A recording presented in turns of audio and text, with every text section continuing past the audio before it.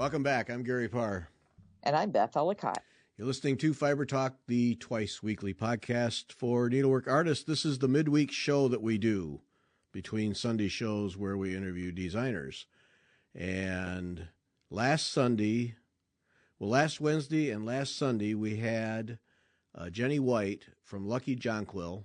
Please go back and watch the Wednesday show because that was going to be 15 minutes. Talking about her thread drops and bobbins and those kinds of things. I thought 15 minutes, that'll cover it. It was cool. That was fun. Yeah. It was fun and lots of fun. And seeing how to use those little bobbin things. Yep. Very neat. Yeah. So check out luckyjonquil.com for just great ways of storing thread. Bobbins and thread drops and bobbins for pearl cotton. Really some innovative thinking there, I think. So, yes. Yep, check her out. Now, tonight, remember, we're on our new schedule. So podcast today, no stitch hour tonight. And unfortunately, there won't be a podcast or stitch hour next week, because we'll be enjoying our new granddaughter. So, sorry. Got to be selfish. Yeah. Holding that baby. Yep. I did claim that I would be happy to hold the baby after the diaper change. So, that's very, very good of you. I think that's decent of me. Yeah. Yeah. Then our daughter mentioned that I would have to earn that by changing the diaper. Shut up, Sarah. See, and there are some men that have a way with babies that they just calm them down. Are you one of those? With the baby melts into you, sort of thing. No, I think it depends. It depends. I remember with Cooper and Connor when they were babies, holding them, and sometimes and then other times it was just a fight. So I'm not sure. I'm not sure. But in my defense, not opposed to changing the diapers. When we had our kids, the midnight, the middle of the night feeding, our routine was I got up, changed the diaper, brought the baby back to bed for the breastfeeding, and then put him back in bed. And did my part. But I don't know that I've changed maybe one or two of the grandkid diapers.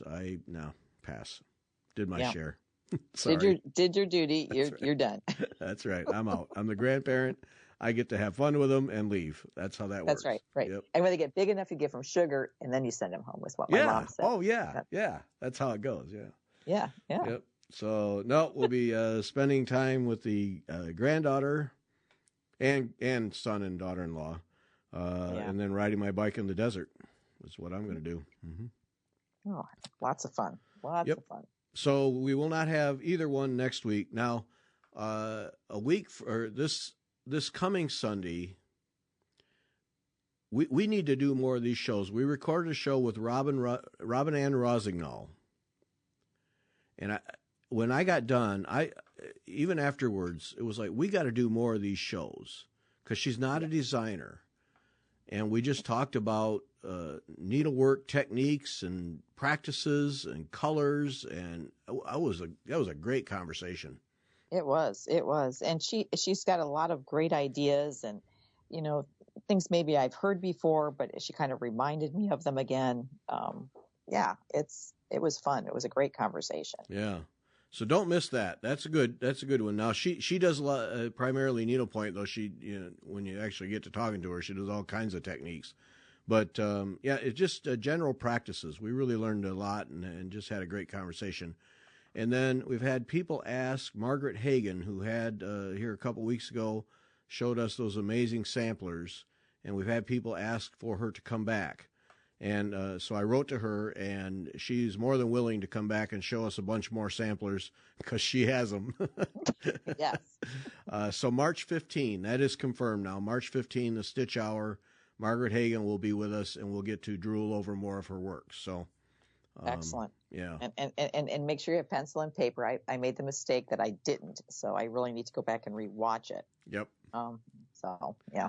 Yep. And the Essamplaire website, holy smokes. Yes. Oh, Oh my. that's dangerous. Mm-hmm. Mm-hmm. Yeah. Yeah, that cost me a little bit.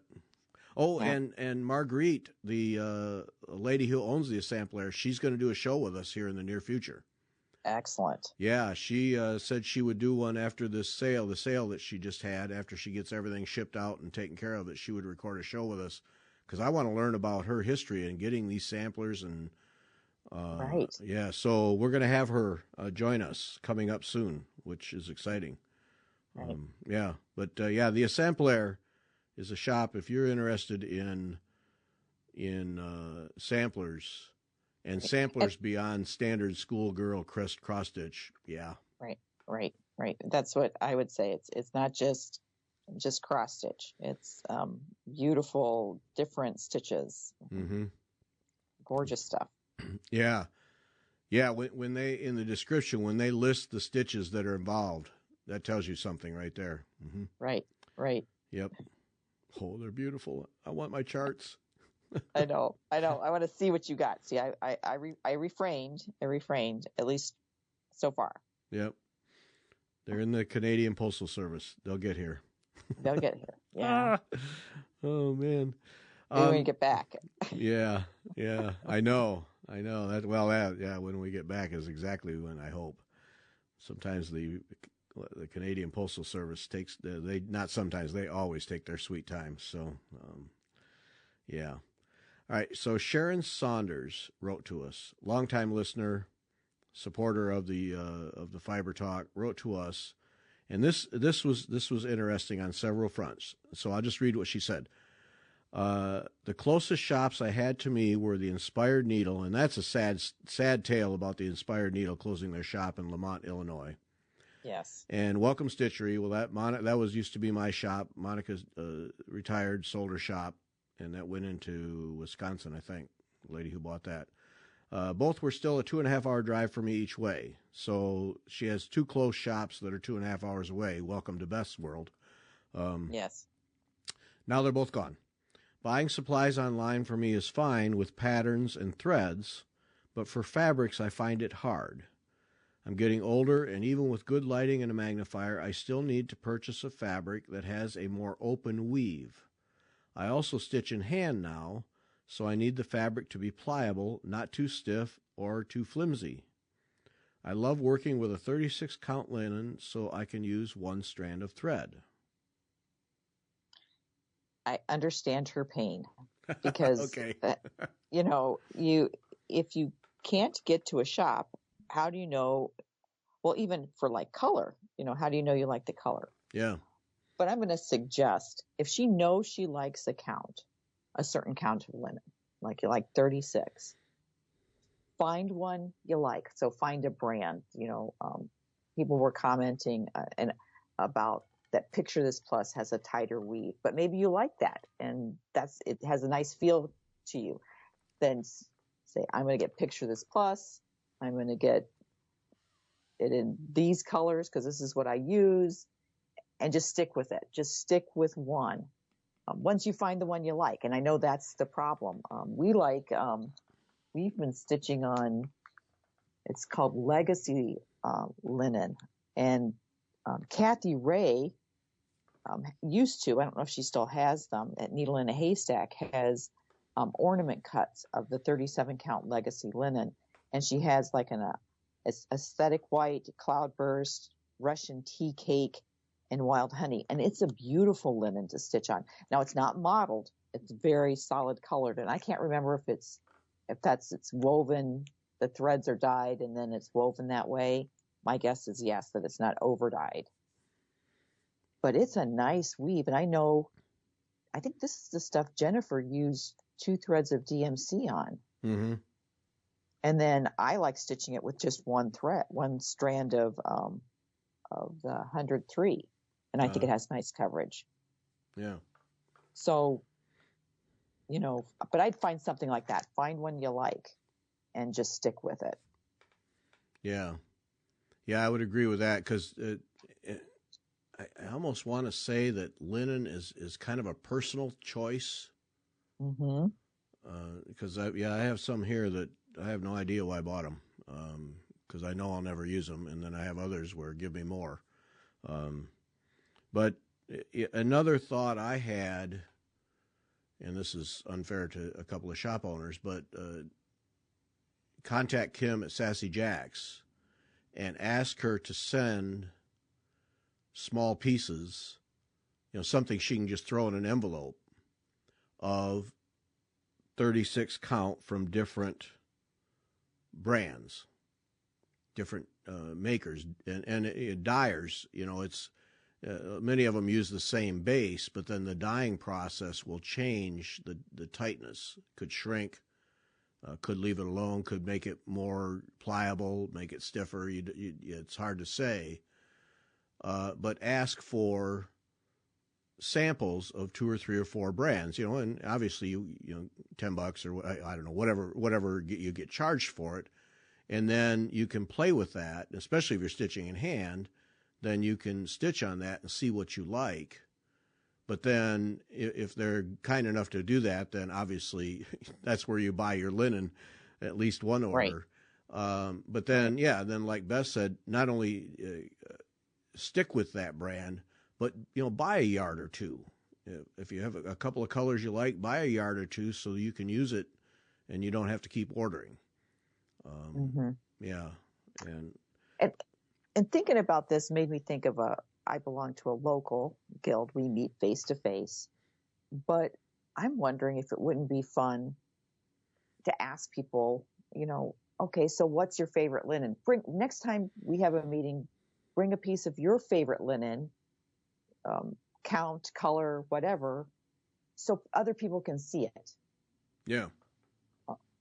What do you like working on? Mm-hmm. And because I know if someone asked me in my guild to bring my portafette, which is on the 53 count sycamore seed pod, which is, people are like, oh, how do you see that?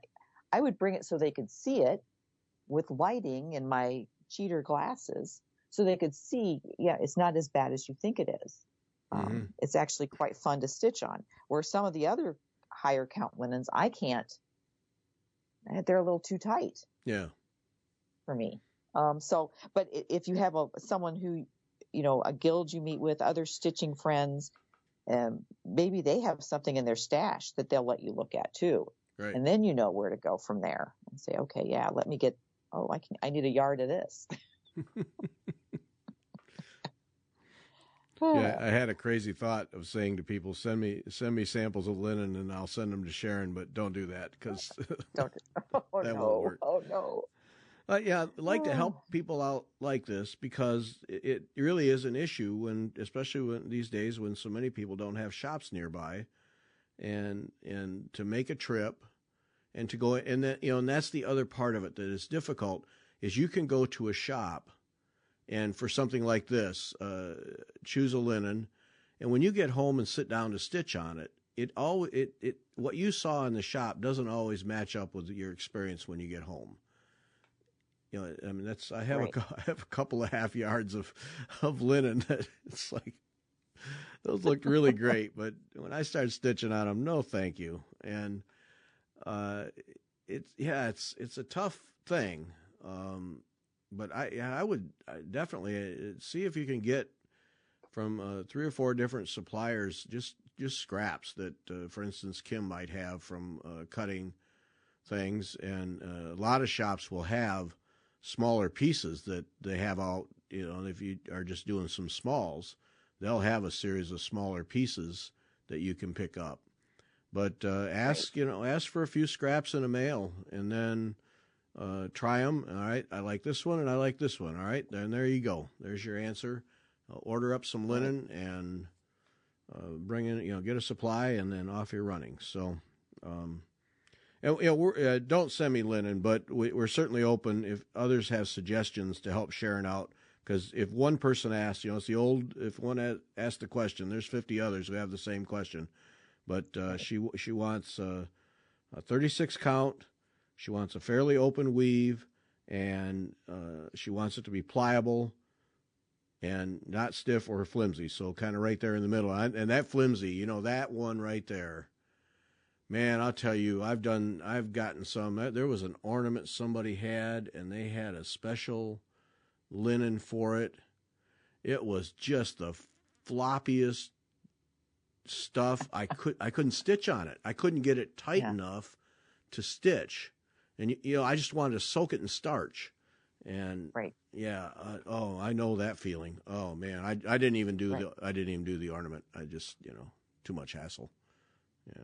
Right. And that's it. I think, and you have to know, some people like that really, really soft, feel of linen. So it's just a matter of personal preference.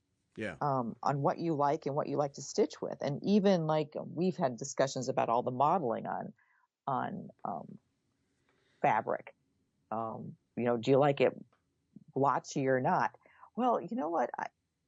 I do like it. Some things blotchy. It depends on what I'm stitching, and what you're going to put it on. A gal from our guild stitched. Oh goodness, I can't remember the name of the pattern, but it was a Halloween. I think it was the Book of Spells. I don't think you can get it anymore. I think it's not a print. But she put it on this bright orange fabric with black thread, and it was fantastic. It was just the perfect linen for that piece. And would you normally, I don't think she would have normally picked that up for anything else, but it just worked for that piece. Yeah. So it kind of depends on what you're stitching, what you like. Yeah. And see, now I'm at the other end. I really have no interest in modeled anything. I just don't care for them. I want solid colors. I don't want to feel like there's any chance that the modeling will conflict with the thread, and so I'm pretty. I don't own any modeled or patterned linen at all. It's all solid colors. But that's me. There's the personal thing. I just don't want to deal with it, and it doesn't appeal to me. Other than that gingerbread linen you got from Bestitch Me. Oh. Yes. I got to have a piece of that solid stuff. I got to contact her because that in that color solid, holy smokes, that's beautiful. Wow. It is. It's a gorgeous color. And I don't think it is modeled. And I think there was a piece that was less modeled, but I wanted the 40 count. So I took this with it was more modeled in. I can see, I have an idea for this one. Okay. I've got to pull charts and threads, and I need to start something new. I don't have enough projects started at this point in time. Right. But yeah, it's gorgeous. It is a gorgeous color. She nailed that color. Yep. No, I got to contact her, see if she'll do. I need a half yard. I don't need. Get that. We throw around that word need. Give me a break. I would desire a half yard of that gingerbread color solid because that is, oh man, that is gorgeous. Yep. Yes, it is. It's a beautiful color. And she had just a whole stack just sitting there. So I understand Sharon's issue. Before we had Bestitch Me open here locally, there was nothing. I could not go and look at fabric. You were looking at a monitor and you're thinking, yeah, I guess I like that. And I had bought linen that I was like, oh, that wasn't exactly what I thought it was. Yeah. But that I'll use it eventually, but it's like, okay, it's not my favorite. But yeah, it's tough. Yeah, because there's more to it. So, all right, you have some DMC thread, some pearl cotton, maybe a couple of overdyes from whoever the overdyed people are. You can have that in your leftover from other projects. You know what that thread is. Mm-hmm. You know what DMC cotton stitches like, feels like, Cosmo, whatever. You know what that is. But linen, it isn't just the color. It isn't just the hand, the flimsiness. And it isn't just the weave. It's the whole thing. Right. And yeah, that's, there's more to it than just, I sympathize with her. Yeah. Right. And let's be honest, it's easier to buy a skein of a thread color It's not as expensive as buying Right. a hunk of linen too. Yes. Yep. And easier to store. Yes, exactly. Yep. Speaking of Cosmo thread, now this whole thread drop thing from Jenny at Lucky Jonquil, you talk about just, I don't know that was a waste of time because I had fun doing it. But so I bought these swatch thread drops from Jenny, and for those who don't know, they're acrylic thread drops that have a little grid cut into them so that you can stitch the thread that's going on the drop. So you could just do cross stitch or basket weave or whatever.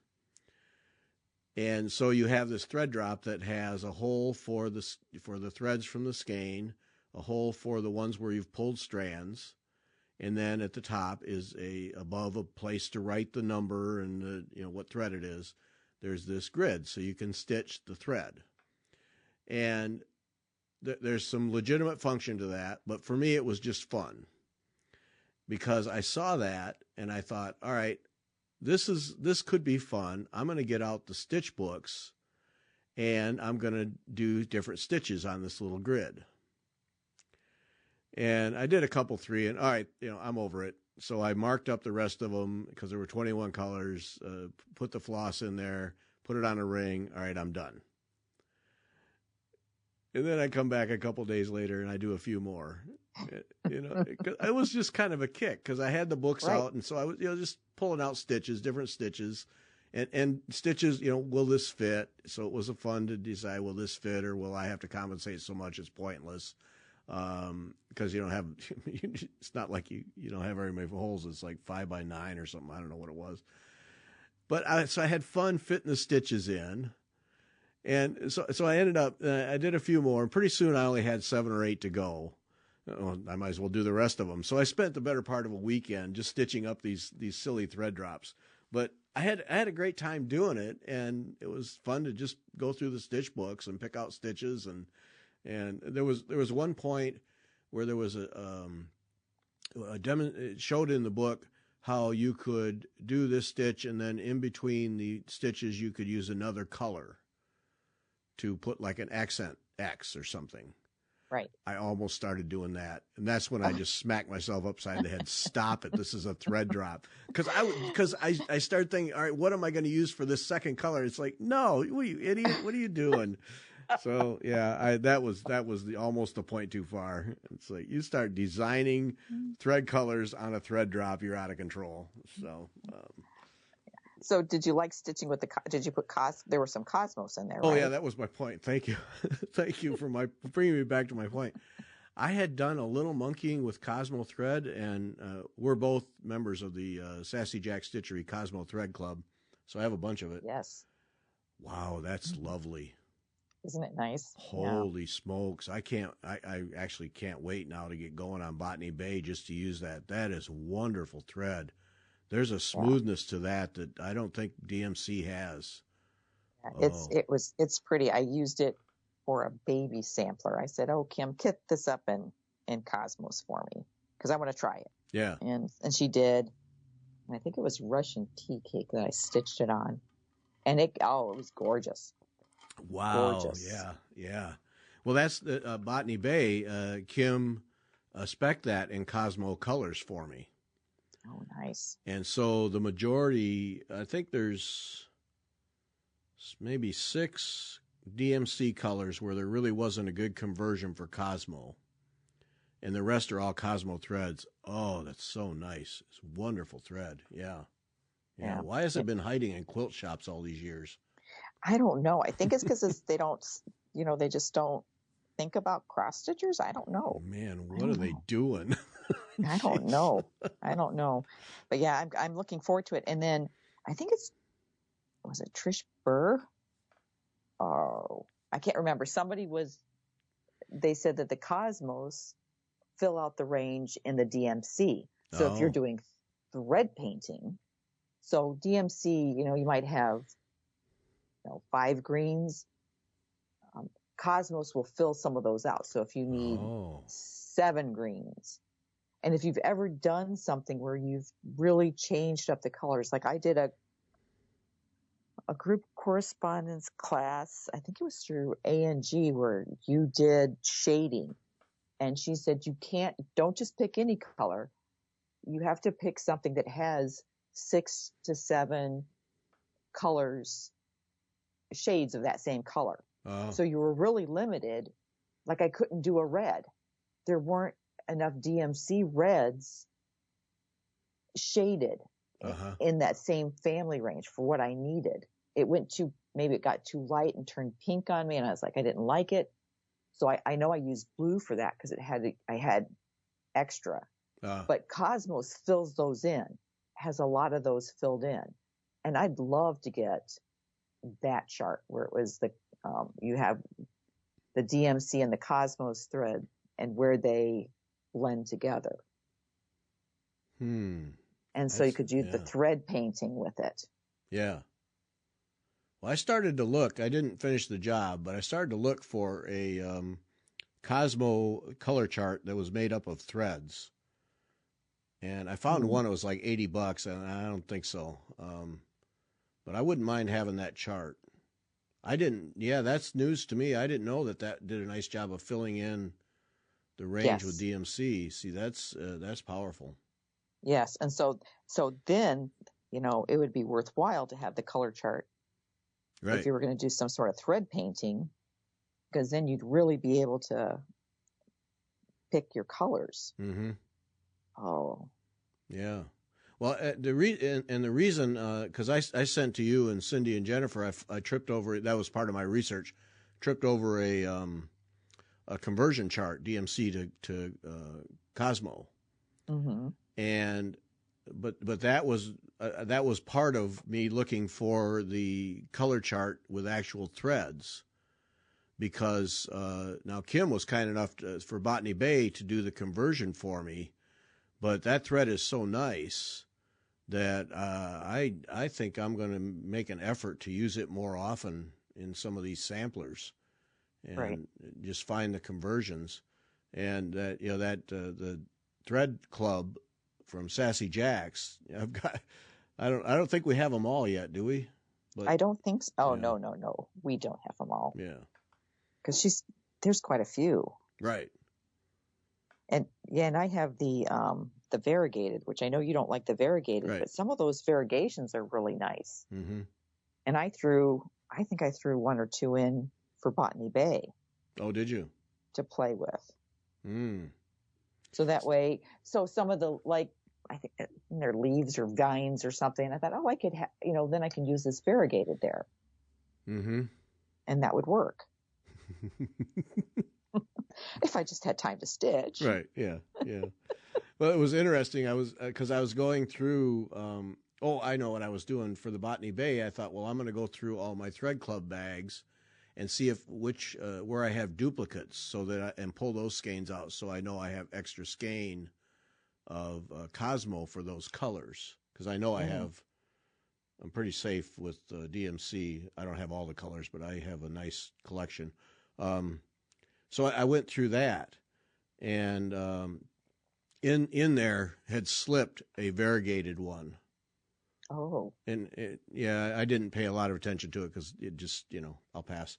But I think that was Kim trying to tempt me into joining the variegated club too. That was, marketing, with guerrilla marketing by Kim. Yeah. Yes. Mm-hmm. Mm-hmm. This is Gary. Good Throw job, it Kim. in. See if he'll do the other club. Good idea, Kim. Good idea. But yeah, it is gorgeous thread. I mean, not making this up. I mean, it really surprised me. Yes. Yeah. Mm-hmm. Really it's surprised nice. me. Yeah. It's really nice. Really nice. So I gotta find a thread chart that isn't $80. I just struggle to spend $80 on a thread chart. I know, and I know DMC's I think theirs went to it was like $45 for the real thread chart. Yeah.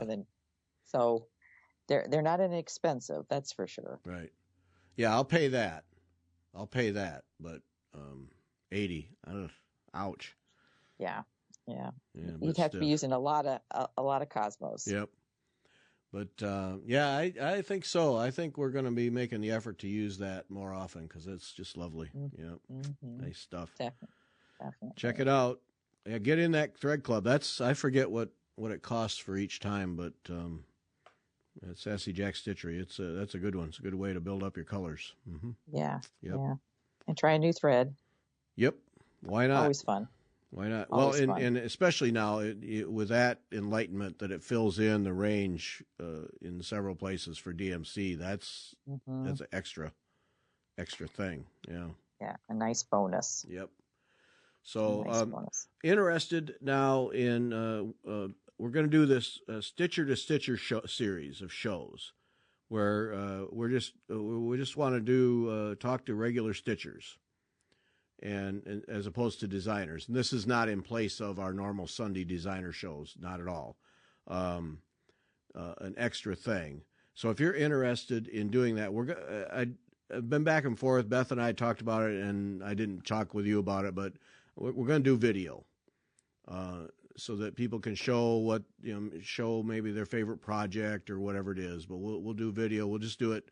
You won't have to do anything. All you got to do is show up. We'll send you 4 or 5 questions that will frame the conversation, 15 to 20-minute show. All you have to do is use the camera from your phone or your tablet and have earbuds with a microphone on them. That's really all you need. And we'll take care of everything on this end. I'll send you a link. You come into a piece of software, the software that we use for the live shows. And so if you're interested in doing these Stitcher to Stitcher conversations with us, send me an email, Gary@WeTalkFiber.com, and we'll set it up. We're going to start in March doing these things, and we'll set it up. But it's not like you have to do a bunch of prep to do a show. Believe me, we'll take care of all the legwork. Right.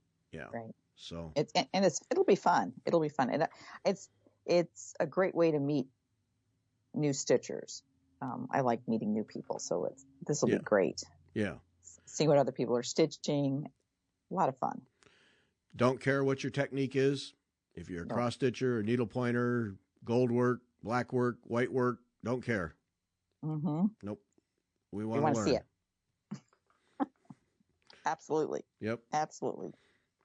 So, right. Gary@WeTalkFiber.com. Just say, I'm interested. Right. And those across that aren't in the U.S., it doesn't matter too, because we can work around your time schedule too. Yep. Since we're recording it, it's yeah. Yep. Sharon Bruce. Yeah. We'll just put that out there, see if she'll do it. Yeah, she's always finishing something. She's a machine. I swear she has the old electric needle thing. She cranks them out like a machine. Yeah, and she fully finishes them too. That's I know. the other That's thing. the other part, just to rub it into everybody else. See, I might stitch it, but then it just lives in my project pile for a long time. Yeah, she does that extra little rub, like, and I finished it too. And it's hanging on my wall. Look, here I've got it on my mantle. I'm like, yeah. Yep. You live closer. Yep. Yeah, it looks professionally done every time. It's not some shoddy finishing, throw it together so it'll hang on a wall. No. It's beautifully done every time. Everything is perfect. It's just, Right. We want to talk to you, Sharon. We want to have a little bit more of a discussion. Yeah. With you. Yeah. So if you're interested in doing that, write to us. And we're going to get started in March. I don't know how frequently we're going to do them. It's not like going to be like a weekly thing. So we'll release them. I'll put a section on the Fiber Talk website for those so you can go look at them. And then, of course, they'll be in the on the YouTube channel. So looking forward to doing this. I think it'll be fun. Yep. Yes. Yep. Okay, I wanted to talk about, I'm working on this Sarah Parr sampler. On a mission to get this finished. Okay. All right. And so it's just second nature to me, but every time I come to a motif, I spend 10 or 15 minutes figuring out how I'm going to tackle this motif. What stitch path am I going to use? Where am I going to start? how am I going to stitch, if it's a flower pot, how am I going to stitch the various branches? I spend a lot of time doing that. And so the question I have is, do you do the same thing, or how do you approach those things? So I don't spend a lot of time. I do look at them. So I realized I'm working on Blue Larkspur by Avlia, and I like to finish one color generally. So if I'm using the dark green, I want to try to do most of the dark green on the piece and fill in all those spots. And I think that was my struggle with this, is trying to find all those. So when I find a motif, I do think, okay, so how much of it is this color? And how am I going to get all that one color in so I can move to the next color on that piece? Okay, wait, back up here. So then, no matter where it is in a reasonable area on the linen, mm-hmm. you will stitch that color, and so you'll have gaps where another color goes. I try not. That's the thing. I don't like, even though it's counted work, I don't like to count. I found I like to have something placed so it's easier. I don't want to do a huge amount of counting between motifs. Okay. If that makes sense. So this piece has these little red flowers going around the border. And I thought, oh, they're not too bad. I'll put those in. Well, I kept miscounting them. Yes. Where they went. So I had to go back, and I put the little red flower in. Then I'd have to carefully count and put the little blue little squiggly line in, put the next red, put the blue. But it's got a fill in with a paler green. I'm not doing that yet because that'll be easy. I can just go back and fill that in. I try to fill in all of one color until I get to a point where I have to do a huge counting. So if it's over 3 to 4 away, it's too much. I go to the next color. Okay, because that's why I asked. So, because you can get yourself into a miscount mess. Right. So you say 3 or 4 stitches away. If I can keep that color going, I'll do it. After that, I need to end it off and start anew in the proper spot. Correct. Okay. Correct. It's too easy for me to miscount. And some people don't have a problem. They use their counting pins. They don't miscount as much as I do, I guess. But I miscount and end up ripping, and then I'm mad. So. Well, and that's why I wanted to explore this, because exactly that it's real easy. Like if you just have to go 4 stitches to the left or the right or up or down, that's one thing. But if you have to go 3 stitches to the right and 4 stitches down, you can get yourself messed up. Right.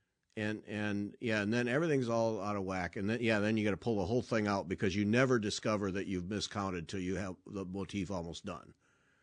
Right. Ever. And if for me, if I can get things to work and everything fits in, I might leave it. Except I found I couldn't leave it on this piece because it was, the piece was no longer square. It was, and it had to come out. Oops. Yeah. And motifs wouldn't fit in because I miscounted. Uh-huh. Oh, I was mad. Yeah. That's why this was in timeout for quite a while. But anyway, but yeah, I think, you have to think about where you're going next. You don't just, at least I don't just say, oh yeah, just pull out this color and go. Yeah. See, that's where I sit down like I've now got to this point in the sampler where I'm coming up to a large motif. It's a big vase with several stripes and some flowers and some branching, blah, blah, blah. And so then and of course, for me, what is your starting point in relation to the previous motif? Counting over, down, where are you going to start? What is the closest point so you minimize miscounting so you don't get your spacing off? Mm-hmm. And so, to me, that kind of dictates where I'm going to start. All right, well, that may be where I'll start, but I may use that to establish where the motif is going to go, but I may not finish there. But so, yeah, I just take a lot. I probably take too much time just figuring out how I'm going to approach that. But then I don't try to do all one color. So. Okay, so do you pick the color that has the most, or the color that is closest to the next motif, or how do you do that? I don't base it on color. I base it on what I'm going to stitch that'll keep continuity and minimize counting errors. So, for instance, this one now, the nearest to the previous motif is a flower. So I figure out, all right, that's where it starts. So then I'll stitch enough of that flower and then the stem that gets me back to the core of the flowers coming out of this vase. All right, and then I'll figure out a path from there. And I try to do all the straggly stuff where you might have just one row of X's or a row out and a row back. I try to get all that straggly stuff done and get back to the main vase, which is a lot of rows of just solid stitching.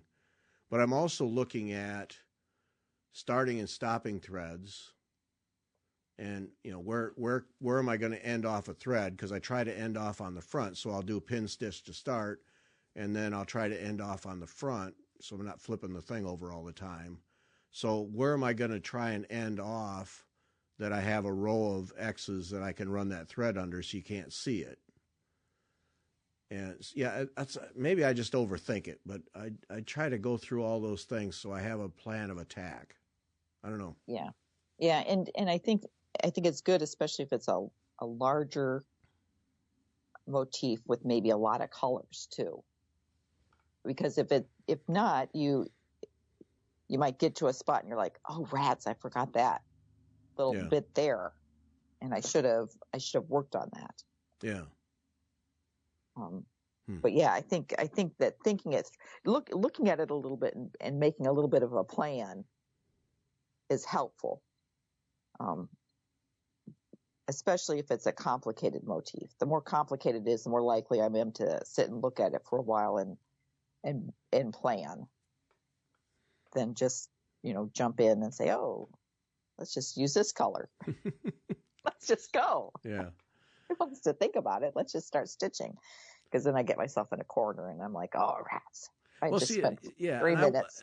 I wonder how many people do that. I wonder that's a legitimate approach. I'm just going to start stitching here and just work my way through it. Right. No matter what comes up. And see, I sure like to know, because after a while, anybody can judge, a length of thread about how far you're going to be able to go with it, and without playing thread chicken. So yeah, I don't know. I just feel like I need to, maybe I sometimes I think I overthink these things, but then when I approach these, then I'm at least comfortable in knowing where I'm headed with it. So I don't know. Right. And you don't, I don't know. It's not a waste of time if you're, if it helps you plan your stitching, Yeah. I don't know. And I hate ripping out, especially ripping out single strand silk on 40 count linen. Ugh. Oh yeah. The silk moire. Yeah, that. Yeah, and that's what we're using on this one. Yeah, we won't even mention the silk moire stuff. Yeah. I like Kreinik stuff, but I'll tell you, I will never use silk moire. I will go out of my way. But I mean, I got to finish this thing, so. Right. Yeah. And you're so close to being done. Yeah. So do you have an urge now to get that completed since you're so close to getting it done? Is it becoming more of an urgency? Yeah. To finish it? Yeah, we're past that point. We reached that point where I can see the end. Yes. Exactly. Okay. Yeah, we've reached that point, and now it's like, get after it. Yep. Mm-hmm. Yep. Mm-hmm. Last night, it was 10 o'clock. I hadn't stitched because working on remodeling our half bath. But I mean, I was driven because I want this thing done. And so, I mean, I sat down for an hour and pounded my way through a bunch of stitches because I'm staying after it. Yep. Right. And it's kind of a nice feeling when you get to that point where you're like so close. Yep. That you can see the end. Yep. It's it is a process. I like stitching things, but comes a point in the time in the project where you're just like, okay, I am so close. I just need to concentrate on this one piece for just a little bit, and it'll get done. Yep. It'll get done. Yep. One more, this vase, and then one more big band, but it's fairly open, and we'll have it. Yep. Excellent. Yep. And I'm bringing. Here's another one. I'm bringing this one. Normally, I try to stitch the entire border, and hope it meets up. This one, for whatever reason, I'm bringing the border with me. I may regret it, and I'll modify at the end to make it work. But so do you stitch the whole border, or you bring it with you as you work? I generally bring it with me because and just pray it works out. and it didn't on like the Sevilla piece. It didn't, and I realized this piece was too symmetrical. I needed to make sure that it worked, and so I stopped what I was doing and checked, and that's when I found out my huge mistake, and I had to go and do a bunch of ripping and fix it. So normally I just stitch the border as I go, and I haven't done a lot of big samplers that have those flowery borders on them. I've not done those. A lot of them. I'm trying to think. So, but yeah, normally I just stitch. I just say, oh, we're just going to do a little bit and go. Yeah. I know that's what I did with the Rosewood Manor Spring Hill. Mm-hmm. I just kept going down. and it worked out. So. But sometimes it doesn't meet, and then you got to do a little fudging. Yeah, and that's the other thing with borders in those reproduction samplers is those young ladies didn't always use consistent stitching all the way around. So you get some of those borders, and there's 5X's, 4X's, 5X's, 4X's, 3X's. Oops. And good designers, good reproduction designers will indicate that. Note this isn't following the pattern, because it's really easy to get into that rhythm, and then that one throws you off all the way at the bottom. So yeah. At least with an original sampler with a border, that it's consistent all the way around, so you can go for it. Yeah. Right. Yeah, that's and I don't mind fudging a little bit if I can get it to work in. So yeah, I don't have to have it exactly perfect, but I used to get worked up and tear out and figure out where it was, and especially on those bigger ones anymore. If it doesn't match up, just go. Put in a couple extras or take one out, whatever. If somebody studies it that close, I'll just smack them upside the head. So yeah. Yeah, whatever. Just make it work. Make it square up. But you're right with things like the Avlia ones, where it's supposed to be a square or a precise rectangle, or it's a lot of her stuff is an outside border on a piece, so you can set a flower pot in the middle. Yeah, you gotta make sure that comes out right. Right, because if it doesn't, you're gonna notice. You're gonna notice. Wonky. Yep. Exactly. Mm-hmm. Yep. Mm-hmm. Yep. That's the way that goes. Yep. Mm-hmm. All right. I think we're going to call it right here, I think. Mm-hmm. All right. Well, you go back to doing your bathroom remodel. I have to find the end. I have to get to that point with the bathroom remodel that I am with the sampler, where but the dominoes keep falling down on me. It's it's like any house project. That's what happens. It's like, darn it. When I thought I had everybody in line and we were going to finish up. No, you don't get to do that. Nope. No. Yep. So, okay, Stitcher to Stitcher series. If you're interested, send me an email, and we'll get going on that. We'll get you on the list. Robin Rossignol this Sunday. Fascinating. If you have questions or comments on that, fire them at us, because that's one where there's definitely a place for feedback or more topics, because we are definitely up for doing another show like that. So if there's other topics you want to have addressed, fire them at us. Yes, absolutely. Yep. All right. That's it. Thanks for listening. All right. Bye.